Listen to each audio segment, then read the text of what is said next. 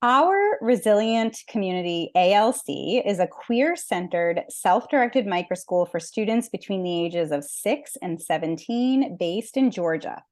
It is part of the Agile Learning Community network of self-directed education schools and homeschool learning centers across the US and around the world, which I wrote about extensively in my 2019 Unschooled book.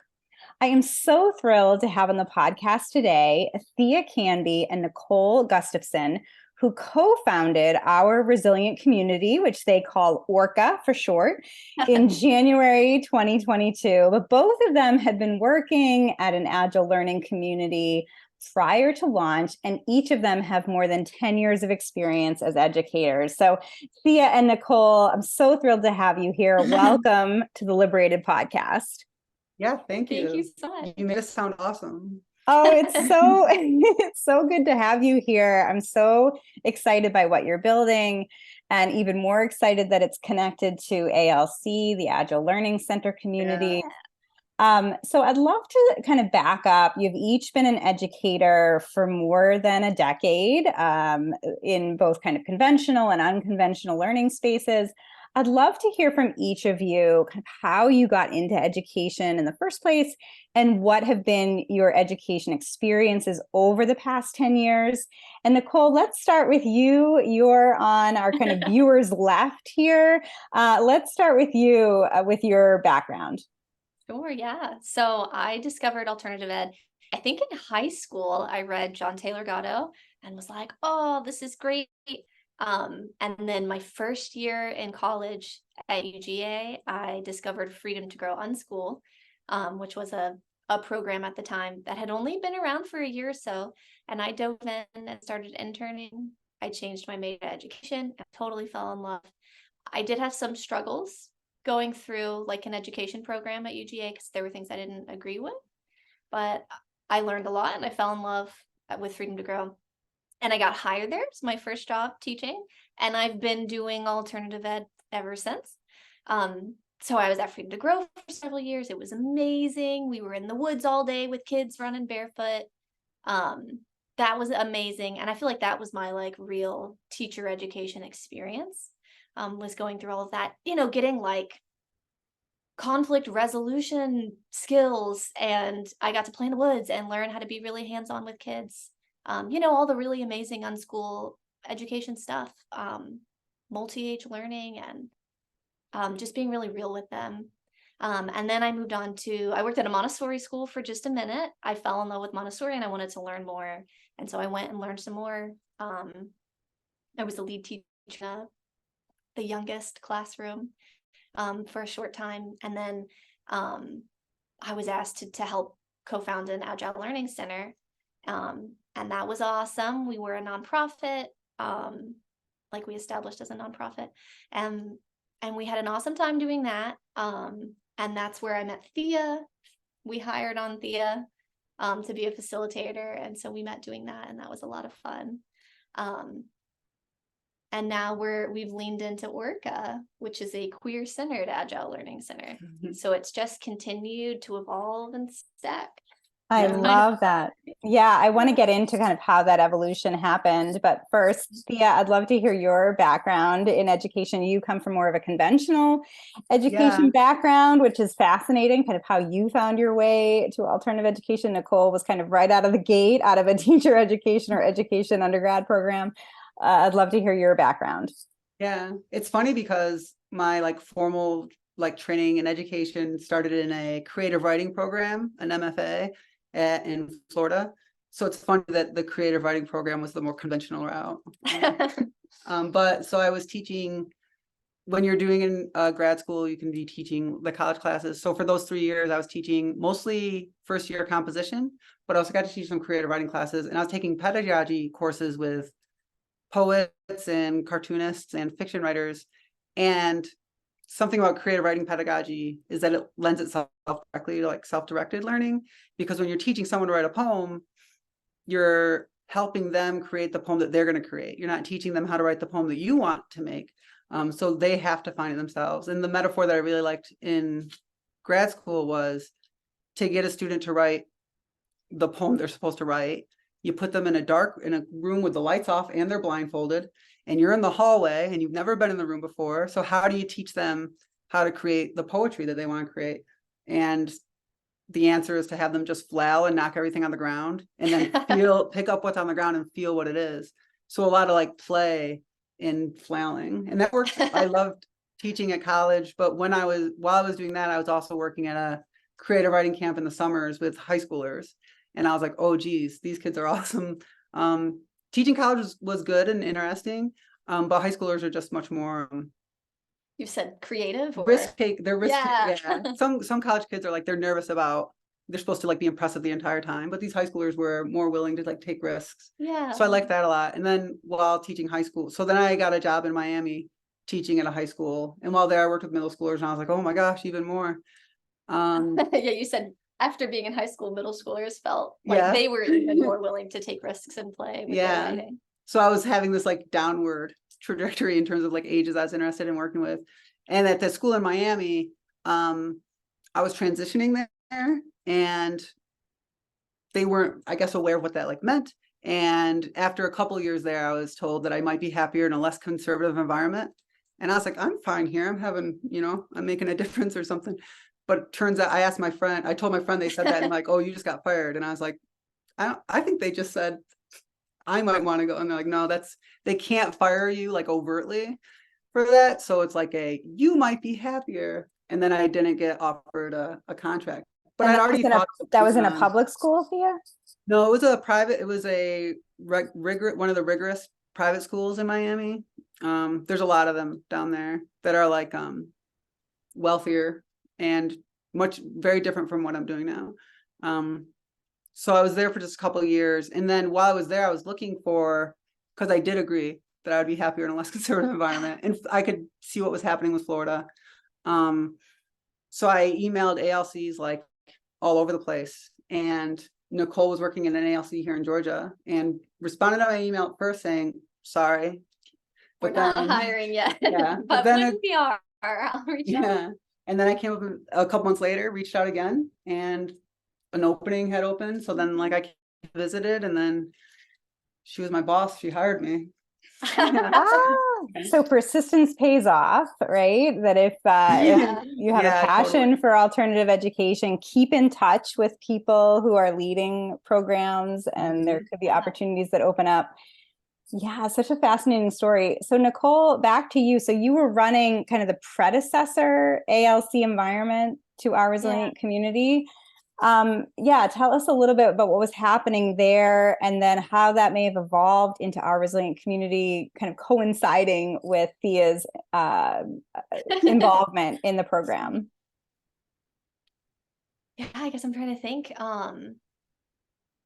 We had a need in our community. So I was working at Freedom to Grow, and it was amazing. We had a really beautiful, thriving community, and the director there wasn't able to stay on and needed to dissolve the business.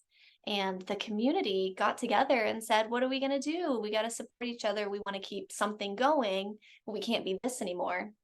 And we had just met Nancy and the other people at Mosaic in Charlotte, North Carolina. Thomas and Nancy, who started Agile Learning Centers and run the flagship model in North Carolina. We met them at a conference, and the parents and people got together, and we said, okay, this seems like something we can do. This is something we believe in. And we together, the lead moms and dads were like, okay, let's make a nonprofit. And we did. We went to one of the ALF trainings, and we put it together. It was called Atlas Agile Learning Center. And it was awesome. It was totally amazing. And it was run by our community for our community. And when was that, Nicole? When did that? I'm trying to remember. Roughly. How long before our Resilient Community? I'll remember because I found out I was pregnant the first week of school. And so that must have been 2017. Yeah. Okay. It was a very big thing. So I went through that whole first year pregnant. And that's what, it was great. It was the perfect environment to have a baby in. So that was 2017, and we did that for 4 years. I came in 2019. And I guess we kept going, and then COVID made it very complicated. Yeah. So we were doing really well. We had a lovely community, a bunch of kids, a bunch of parent involvement. Parents were coming in and helping lead, special offerings and things like that. But we did have our core group of facilitators who were there all day, every day, leading the offerings. You know how ALCs work. Right. So a self-directed community kind of focused on non-coercive learning. Right. Classes may be available, but everything is voluntary, and children really are empowered to kind of chart their own course. Right. And I guess Yeah. maybe we were a little more structured naturally. I remember that kind of coming up at the conferences. And I think it's just because of what I learned at Freedom to Grow and how Laura and I ran that. Both of us are more type A academic people. And so we had goal setting meetings at Freedom to Grow, and we continued that on. And we do that today. We have goal setting meetings with the parents at the beginning, middle, and end of the year. Halfway through the year and at the end of the year, the kids do a portfolio presentation where they show all the amazing things that they've learned or done, and it's all self-led. But at our goal setting meetings, the kids will come with the things they're interested in and passionate about. And then their parents will also come and say, these are, and it's a conversation. These are the things that we're concerned about, or we want to, we think it would be great if you did this. What do you think?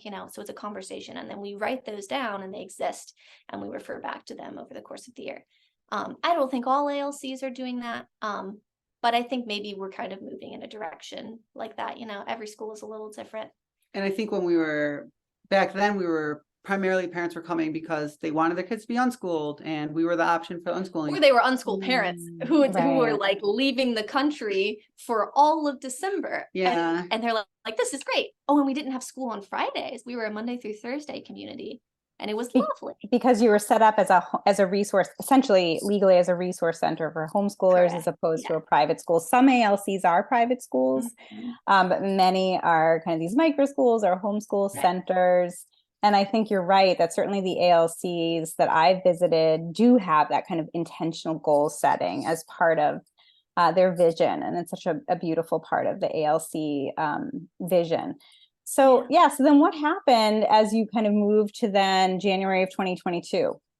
So Yeah, COVID. I was about to say, so Remember COVID? Have you heard of this? No, our community was What amazing. happened? Yeah. we had people who were really passionate and involved, and things did get hard for everyone.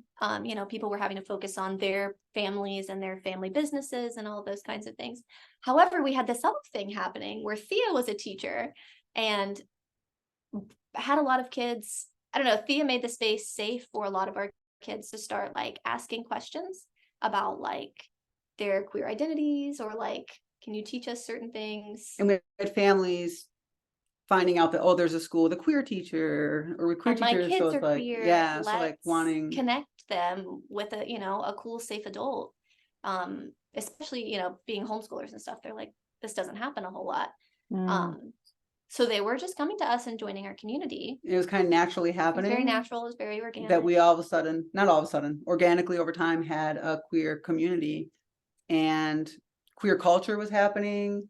But we wanted to make it clear to other people that, hey, if you're queer and you're looking for a place to go, we exist. And our community has shifted to most of our students now come to us from neighboring schools where they've been harassed and discriminated against without recourse. No realistic options for bathrooms, being called slurs in the hallways, mistreated by peers and staff. And they've come to us because public school is not an option for them. So things have shifted. They're not necessarily coming to us because their parents are like, we want you to unschool.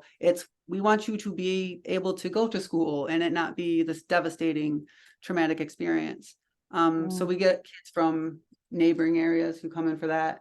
So the goal settings meetings are different when you have parents coming in and students coming in who are more interested in being on grade level and more interested in, like, we're teaching, like, this is our first time doing like AP courses. Like, so it's not technically an AP course, but it's a course built to prepare students for the AP exams. Yeah.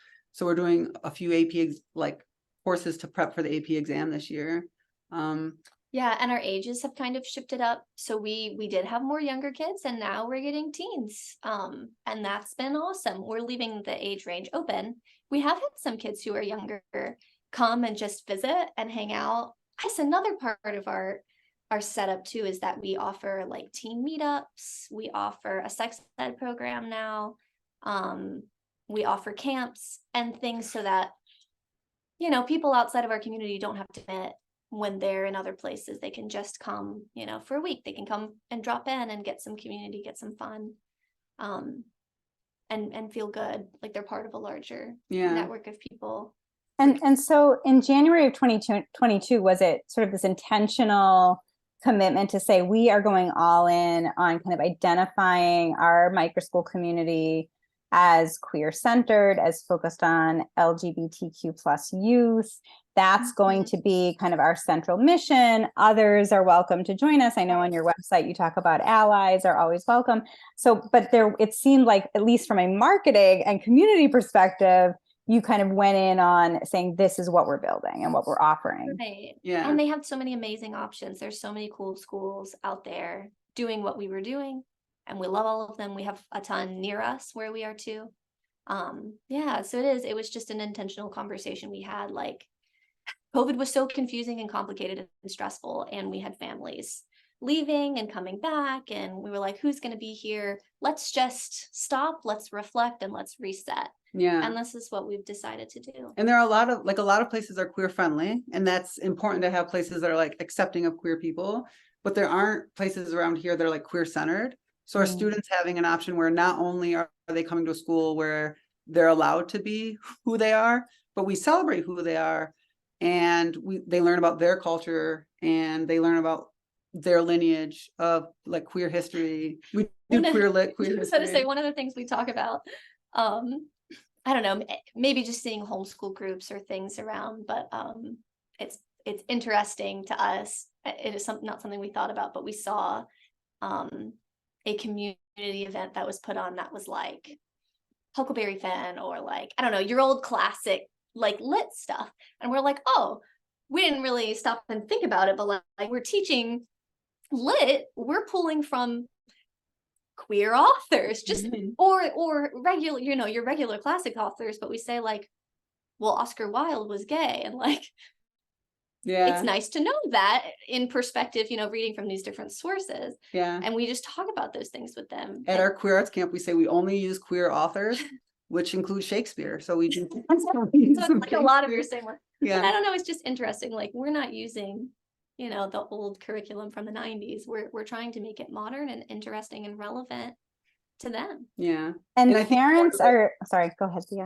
Oh, I guess one of the key differences between like queer friendly and queer centered is trans kids or queer kids can go to a queer friendly space and they're going to be like the trans kid or one of the few trans kids. But in our school, not only are they free to like be trans and celebrate their identity and culture, but they're also free from being the trans kid. They can be a kid. Yeah. We've never called parents to be like, hey, pronouns or any, like, it's the parents are used to their kids' main struggle in school being their trans identities in the school. With us, it's just not going to come up. So we just get to do school. We So just get to have fun and their learn passions. And so they're not going to be like the queer kid or their trans kid. They're going to be like the skater kid or the ballet kid. Or I don't know, like all the different things that they do. So that's like another queer center. Yeah. And I think it's so great that parents are hearing about what you're offering and are attracted to it and deciding that that's the right environment for their kids. And you mentioned, Nicole, that kind of Georgia definitely has this burgeoning microschool and alternative education movement, particularly in certain regions. There's a lot of different offerings. So it's wonderful to see that there's more and more options for families to find just the right learning environment for their children to feel embraced and able to flourish. So you're running still as more of a microschool, homeschool based program, but young people can attend up to kind of full-time as a full-time schooling alternative for typically ALCs and microschools a fraction of the cost of traditional private schools. What are you seeing in terms of your fall, now going into fall 2023 enrollment? Like, where are you at in terms of student enrollment? So do you want to I don't say? know, we definitely want to keep growing. I don't know, I guess it's varied, and I guess it's complicated too, having teens. You know, they all have so many different goals, and our goal is for them to be happy. And you know, I don't know, especially with having LGBTQ plus students, it feels like they're coming to us and we're saying, okay, we're going to keep you safe. Let's mentally be healthy. Let's emotionally be healthy. Let's make some friends, and let's learn all the things you want to learn to get to maybe where you were planning to go before, depending on how old they are, or we vision cast with them. And I think this is what we've always done as an ALC. You know, it's like, okay, what are your long-term goals? And how do we get you through a middle school or high school or whatever program to get you there? And we can help you with a lot of those things. You know, is your goal to transition into high school at, you know, X levels so that you can get, you know, your official degree? Do you want to get a GED? Do you know about all of the other options? Dual There's enrollment. dual enrollment at our, you know, I don't want to say them all, but you know, our local community college. Do you want to go to the big schools nearby? You know, like, what's your plan? Are you going to go to night school and become a garbage man? Because we have a kid who's done that, and it's amazing. I don't know. ALCs are just so fun. So we have kids come, and it's sometimes we just hug them and help them and support them and build them up and send them back. And that's lovely. Many of our students are coming, and we are meeting with parents at different events, and the parents are like breaking down about the struggles their kid are going through. And so they're like sending us their kid, like they're worried about their kids' mental health and physical health from what their kid is struggling with, and send them to us. And so a lot of times the goal is to like help them heal and then find a way to go back into the traditional education. Might be their goal to get back into traditional education. And we have others who are staying with us for years at a time. And that's lovely too. So we have a pretty rotating cast. Yeah, I guess it's hard to say like what does enrollment look like, because we are very flexible. You know, people can come to us at any time and say they'd like to enroll, and we will have a conversation, and if it's a good fit, we'll bring them in. And if it's time for someone to go, you know, we help them transition. But it does seem to be, you know, we're a yearly basis. We offer 5 days a week. The majority of our kids are full-time, but we offer part-time enrollment for people who want to do that kind of thing.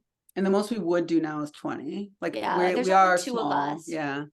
So we do keep it smallish. Yeah. Mm-hmm. And we watch, like, there are laws proposed in Georgia and surrounding states, but so we are very we're very aware of like the legislative landscape in Georgia. I read every bill that comes out.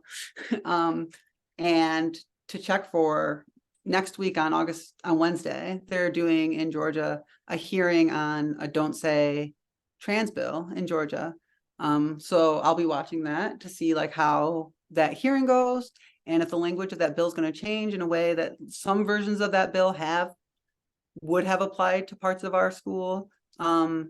Hopefully it gets to a point where that bill either dies or doesn't impact our school. Are you worried that as a private educational entity that sort of government, sort of state issued bill could affect you? Is that a concern? So we're talking about becoming a nonprofit because we've been an LLC because of these worries. And if we are a nonprofit, one of the things they target is if you are, and sometimes this bill, and I'm not sure if the current state says this exactly, but they say in loco parentis instead of a private or public school. If you are a loco parentis or any organization whose main goal is the education of kids between the grades of like K-12, then the law will apply to you. So, well, yes. And we don't want it to happen. However, it sounds like what's being asked is you have to have written consent to use kids' names and pronouns.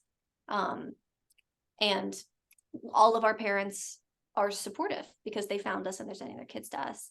And we definitely don't want this to happen. But I guess I'm saying like, well, there are, so these bills are complicated and poorly written usually, and have things in them that don't make sense. So one of the things they want is if you keep records of kids in school, you need to reflect the name and gender that's on the birth certificate. So you can have an amended birth certificate, supposedly, but in Georgia, you can't have an amended birth certificate unless you've met certain guidelines that are right now banned for minors in Georgia because of another law. So it's kind of like they catch up in these loopholes where if you have the records of a student, you will technically have to have them under their birth name and the gender that was assigned to them at birth.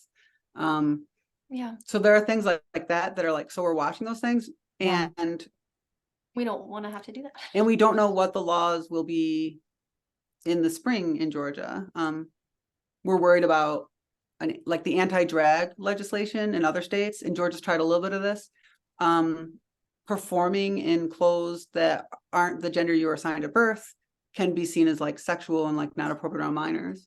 So like But like that's really vague and me weird wearing a and- skirt would be illegal, quote unquote. So it's like that something we have. So we talked about what do we do in those instances, and it's something we are worried about. We go to the Capitol. We've spoken with legislators, and the parents have come, they've written speeches and given testimonies. Yeah. So we're really involved. Yeah, I mean, there are so many issues associated with this that we could dive into, but I think that one of the key points to make or to emphasize is that these bills that are being introduced in many states are, typically applied to public schools, and they create conflict between groups of people, some who might support a particular bill, some who might oppose a particular bill. And it creates sort of these battles of will in states and at local school board meetings over what curriculum should or should not be covered in that assigned public school. I think it's extremely concerning if there would be any extension of that into the private sector and into private education systems where you're just creating voluntary associations with parents and young people who value what you're offering. That seems extremely problematic, because that's just, again, kind of a personal voluntary exchange as opposed to sort of a public debate around values and obvious conflict that would come from that. At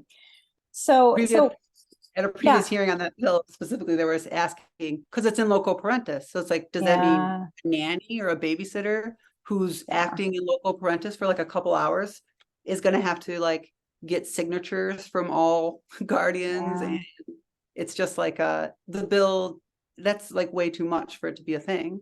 It's really problematic. Yeah, when it's affecting, again, kind of out of the government run system with people just coming together and creating associations and finding providers that align with their values, so that the state shouldn't be involved in that at all.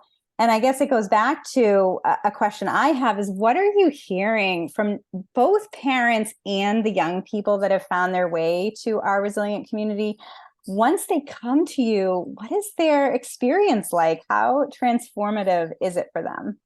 I love that question. Do you want no, you answer it? You answer you it. can pass it back and forth. I don't know. They're happy, number one.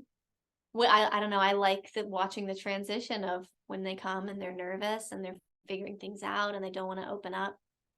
And then the first time they like crack a smile and like relax. I don't know, too, unschool spaces, ALC spaces, we have couches, we have blankets. I love when the kids feel safe enough to take a nap, to just like lay on the couch and fall asleep. It's like, okay, good. You feel like this is your second home. This is your space. And that's magical and amazing. Yeah. And queer spaces are special, and our kids have gone swimming at a swimming pool together, which doesn't seem magical, but for trans kids to go swimming pool can be traumatic and nerve-wracking, but they're all wearing the same things and dealing with the same things. So they're more, it's like they're free to they love each other so much. Yeah, and they can forget that it's like they're now like the normal. It's just normal. We had the most beautiful like swim day. One of the kids had a swimming pool and invited us all over. And nobody said anything about anything anyone was wearing or doing or whatever. It was just a bunch of kids jumping into the pool and having fun and playing games. And it was amazing. And we know that that's not the experience any of them have had. Yeah. So I don't know, that kind of thing is just wonderful. They're so welcoming to one another. I guess I've had this experience at all the schools I've been at, but it's one of the reasons I love this type of education is that multi schools, And when it's small and real and people are self-directed, no one is just like stressed or dealing with, I don't know, the chip on your shoulder or the burden that makes coming to school bad. Like everyone who is here wants to be here Yeah. all day. Mm, And if you right. don't want to be there, you sleep in or you come late, and it's fine because this is your community and your people. So we have just the most amazing days every day. Yeah. I love it. And 100% of our students, every student and every trans person I know in Georgia has lost family and friends over bigotry. And all of our students have been called slurs. And at former schools, and we went to an event together. It was just like a family event during a Pride week, and bigots showed up, and our kids were being called slurs. When people are calling us slurs, as a trans woman, I'm like, I don't know if I can like say back to you, hey, please don't use that language, because like they're looking for a rise out of me. But they called one of our students a slur, and Nicole like shut this bigot down, was just like, that is a child and you do not use that language to them. And just like, and me and the other parents yeah, nearby are like, stop it. our students got Get out to of see our though that town. like, because they're called these names, these hateful, hurtful names, and told hurtful things, they've all dealt with that alone. But now they've dealt with it where someone said it to them, and then they had an adult who loves them stand up and say, no, that's not right. And that's, and they came to school the next day And- and wanted to have an offering where we just debriefed on what that experience was. And we talked about it and how it felt, and they just really share. They just really share everything. yeah. Yeah. I love And that. so, like, yeah, they're the different trans experiences. There are like, do you know about binders? Like that people wear, trans mask people wear binders. And there's safety around binders of like how long do you wear a binder? You And have to take breaks. It can give you bruises. Yeah, it can give you a if you wear bruise, it too yeah. long or wear it the wrong way. So sometimes they'll push themselves too far, and part of queer culture is peer support. So they'll have like, their friend will be like, you were wearing that yesterday, you're still wearing it now. There are alternatives, and they'll like get on each other about it and keep each other safe in a way. And then we as adults in a queer centered space feel more comfortable like talking to them about like safety. Like we talk about gas stations and like like if you have to go to the bathroom and your family's stopping at a gas station, trust your gut and ask to go to the library instead to use the bathroom, because libraries are little queer havens all throughout the country, usually. So we talk about things like that are like safety tips. And if you hear it from people who are there with you and having similar experiences, it makes sense. They might roll their eyes if someone else is saying it to them.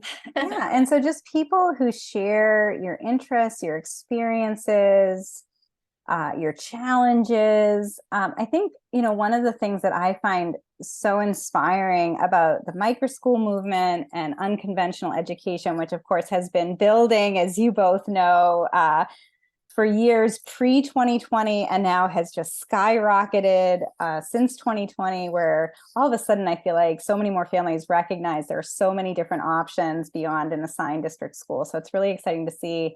And I think one of the things I love most about it is that these are really kind of decentralized, personalized spaces that focus on individualized learning and the needs of each child. And that can look very different in all kinds of different places. It can be self-directed education spaces and unschooling spaces. It could be Montessori and Waldorf inspired microschools. It could be classical or faith-based programs, but there's sort of this common denominator, which is this valuing of, again, decentralized, kind of learner-centered, family-focused education. And I think that that's what's really exciting. And we're seeing more and more LGBTQ plus microschools as part of that overall decentralized ecosystem all across the country. I'm curious if you've been able to connect with others around the country, across the country, who've been building similar queer-centered models, and what you're finding there in terms of building up that national community. Yeah. People have been reaching out to us, and it's been very cool. I guess the first one I was going to mention is the ALC network is amazing. Yeah. We've met people from all over the world, but we're also really close with the schools that are an hour, 2 hours from us, the other ALCs and Microschools. We've done sports days with them, and our kids are not sporty, so it's like it's just really funny. Yeah. So we meet up and we've done things with them. We've gone on some shared field trips. They've met us at the Capitol. So our student, they're it's not a queer centered ALC, the other one that we're talking They about. definitely support queer kids. But though. they have queer kids there, and they showed up at the Capitol with us and like stood up for. Yeah, they joined the trans rights. protest and tours. We were meeting legislators and speaking to people, and they came and joined us for that. That was amazing. And they brought us donations. Yeah, there was a really bad bill And our in kids Georgia were that really upset. yeah. It impacted them directly. Yeah. And they were following the legislation with us. And they were the school was, they were like upset, and they're like, we should do something. So they went out and they bought school supplies for us, and it was really sweet. And they drove it all the way over to us, and spent the afternoon hanging out with us, and it was amazing. Yeah, it was really cool. But we are also connecting with some other people. There's a really cool college. What is it called? Sterling University? Yeah, in Vermont. Who reached out to us, and we got to talk with them, and they were feeling inspired to lean more into their LGBTQ-ness, and try to offer more things. And there are coalitions forming, and there's been big queer centered spaces. There's one in Alabama, which I think is a charter school. There's a Harvey Milk School in, I think, New York City. Yeah, I think that's New York City. And then there's one out in California, and I'm sure I don't know. I follow so many groups on Instagram. yeah, and now the micro schools are like popping up, and so there are Yeah. coalitions forming and we're like sharing I think we share resources whenever we can and connect. and ideas, and it's good to have like we're like inspiring each other, I think. For sure. Yeah. And what a gift for those young people who, like you mentioned, might be feeling bullied and hurt and harmed in a conventional classroom, to have a place to go where they can flourish as individuals and be respected, and feel valued as individuals in their community. So just so wonderful to see what you're doing. I guess I'd love to wrap up by hearing your responses to sort of two questions that I think are similar but related. The first is, and I'll ask this to both of you, is what do you think is the real value of self-directed education models generally? And then what do you think is particularly valuable about the self-directed education model for children who identify as LGBTQ+? Can I answer the second question first? Yes, please. Yeah, or pick. So something that like queer people go through is the coming out process is part of a lot of people's queer experience. And that is, there's something inside you that isn't in line with what other people are telling you. And you're going to recognize it, and you're going to show it to other people, and you're going to tell them in this vulnerable way that like, no, this is who I actually am. And this is how I actually feel. And that is so self-directed at its core to take something from inside yourself and show it to someone else. So I think like queer identity and self-directed education go hand in hand. It's knowledge isn't something that is pushed on you from an authority. Knowledge it comes from inside you. And that's very queer. That's beautiful. Our kids would say that's very gay, but we try not to like do. Yeah. Yeah, that's beautiful. Cool. Do you want to answer the other one? I don't know. I'm trying to think.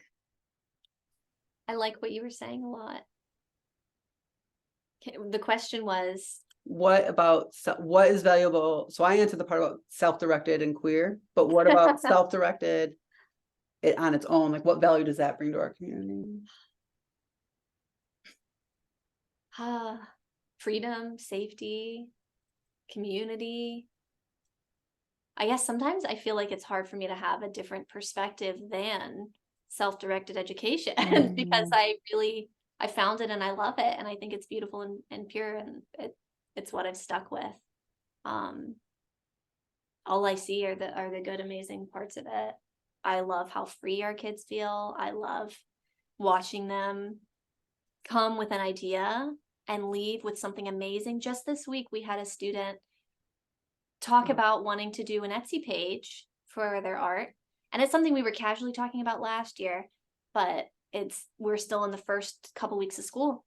And they were like, I want to do this Etsy page. And I was like, okay, yeah, we'll make some time this afternoon or blah, blah, blah. They were determined, and they took my computer and like, I'm ready to do the Etsy page. I was like, okay, we're doing the Etsy page.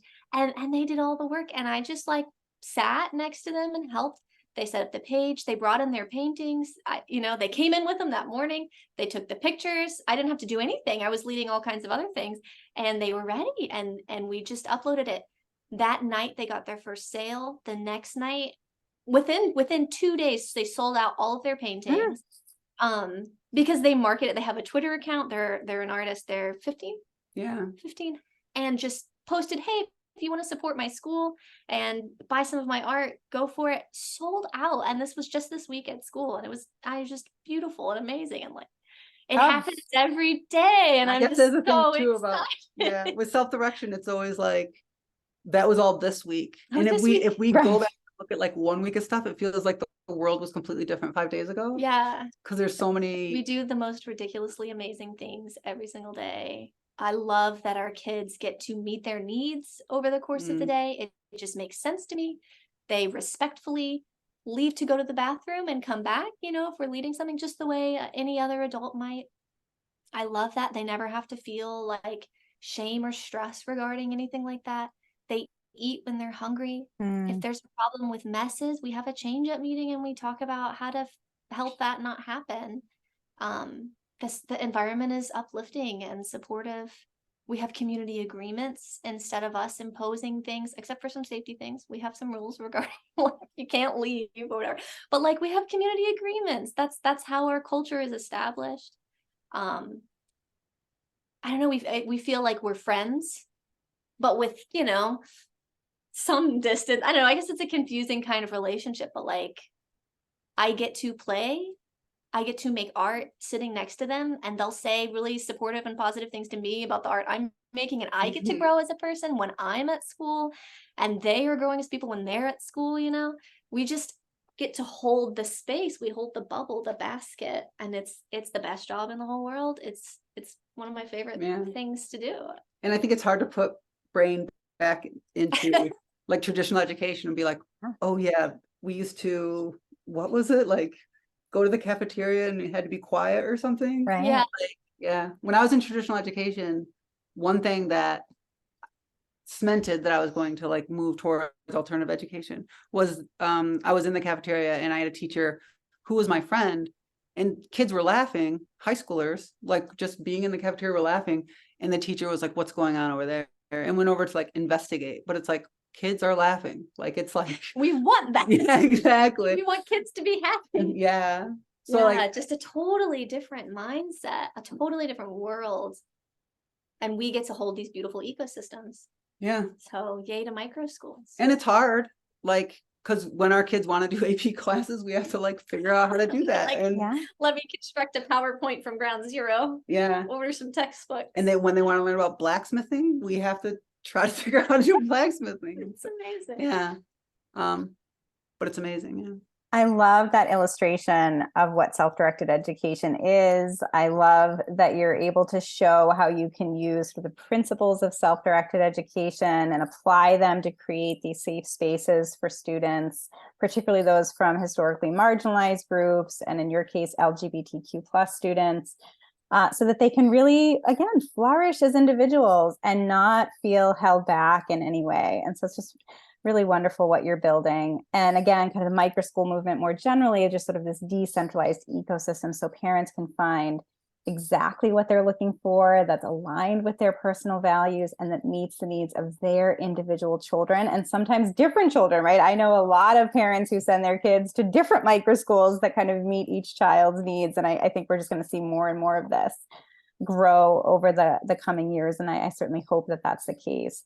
So as we wrap up, Nicole and Thea, I'd love to hear, how my listeners and viewers could hear more, learn more about our resilient community. What is the best way for them to discover more about your community? Nicole runs our Instagram and does an amazing job. I've been learning. Good. It's taken me years, but I feel like I'm finally getting a hang of social media. Yeah. So our Instagram is easy to find, I think. I think it's our Resilient Community, right? Yeah, our Resilient Community ALC. Yeah, we haven't done any acronyms or anything. We have a website if you want to learn more about us. Our resilientcommunity.org. And on there we have links to more information about alternative ed, agile learning centers, things like that. Maybe we'll be sharing about a new Etsy page. Yeah. They made it this week and then sold out. And I'm like, I didn't even get a chance to post it on our stuff. So I don't know, maybe we'll share about a new Etsy page and you can buy some cool student art. They're making the most amazing things. We're also on Facebook. Maybe not as much as Instagram, but I think it automatically shares to Facebook. Or email us if you have questions about anything. It's just the two of us, so sometimes it's hard to respond, but we will keep an eye out if anyone wants to ask us questions or chat. Well, I am so thrilled to have been able to connect with you both and for you to take time out of your busy schedule, particularly as the new academic year gets going. I wish you so much luck in supporting these young people and providing, again, this wonderfully safe and supportive environment for LGBTQ plus youth. Thea Canby and Nicole Gustafson, thank you so much for being on the Liberated podcast. Thank you so much Thank for you. having Yeah, us. Have a great. good night.